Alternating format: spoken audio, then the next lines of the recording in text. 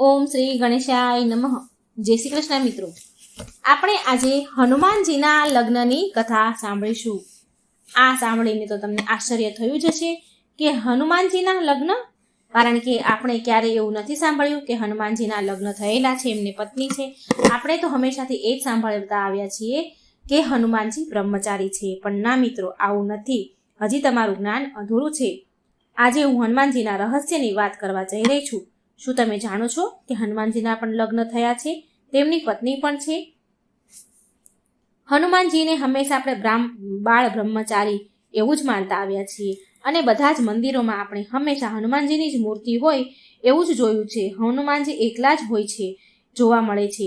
ભાગ્યે જ કોક જાણતો હશે કે હનુમાનજી પણ વિવાહિત છે. મિત્રો, તમે વિચારશો કે હનુમાનજી તો બાળ બ્રહ્મચારી છે, તેમની પત્ની ક્યાંથી આવી?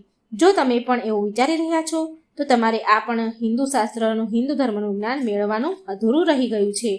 હનુમાનજી તેની પત્ની સાથે બિરાજમાન છે એક મંદિરમાં.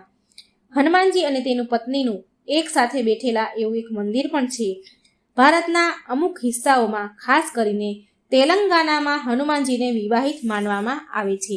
આ ક્ષેત્રમાં પ્રચલિત માન્યતા અનુસાર હનુમાનજીની પત્નીનું નામ સુવર્ચલા છે અને તે સૂર્યદેવની પુત્રી છે.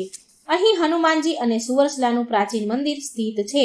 આના સિવાય પરાશય સંહિતામાં પણ હનુમાનજી અને સુવર્ચલાની કથા છે. મિત્રો, તો જાણીએ હનુમાનજીના લગ્નની કથા. હનુમાનજી અને તેમની પત્ની સુવર્ચલાનું મંદિર તેલંગાના ખમ્મમ જિલ્લામાં છે. આ મંદિર એક પ્રાચીન મંદિર છે. અહીં હનુમાનજી અને તેમની પત્ની સુવર્ચલા એક સાથે બિરાજમાન છે. અને અહીં મંદિરની માન્યતા છે કે અહીં જે પણ હનુમાનજી અને તેમની પત્નીના એક સાથે દર્શન કરે છે તે ભક્તોના લગ્ન જીવનની બધી જ પરેશાનીઓ, મુશ્કેલીઓ દૂર થઈ જાય છે અને પતિ પત્ની વચ્ચે પ્રેમ વધે છે. ખમ્મમ જિલ્લા હૈદરાબાદથી લગભગ 200 કિલોમીટરની દૂરી પર સ્થિત છે અને અહીં હૈદરાબાદથી આવવા જવા માટે ઉચિત સાધન મળે છે અને હૈદરાબાદ જવા માટે બસ, ટ્રેન અને પ્લેનની સુવિધા પણ સરળતાથી મળી જાય છે. હનુમાનજીના લગ્ન સંબંધિત પૌરાણિક કથા. તેલંગાના ખમ્મમ જિલ્લાના પ્રચલિત માન્યતાનો આધાર પરાશય સંહિતા પર છે. પરાશય સંહિતામાં કહેવામાં આવ્યું છે કે હનુમાનજી વિવાહિત છે. તેમના લગ્ન સૂર્યદેવની પુત્રી સુવર્ચલા સાથે થયા છે. કથા અનુસાર હનુમાનજીએ સૂર્યદેવને તેમના ગુરુ બનાવ્યા હતા. સૂર્યદેવ પાસે 9 દિવ્ય વિદ્યા હતી અને આ બધી જ વિદ્યાનું જ્ઞાન બજરંગબલી હનુમાનજીને પ્રાપ્ત કરવું હતું. એ જ્ઞાન મેળવવા માંગતા હતા અને હનુમાનજીએ સૂર્યદેવને ગુરુ બનાવ્યા અને સૂર્યદેવે 9 વિદ્યામાંથી 5 વિદ્યાનું જ્ઞાન તો હનુમાનજીને આપી દીધું.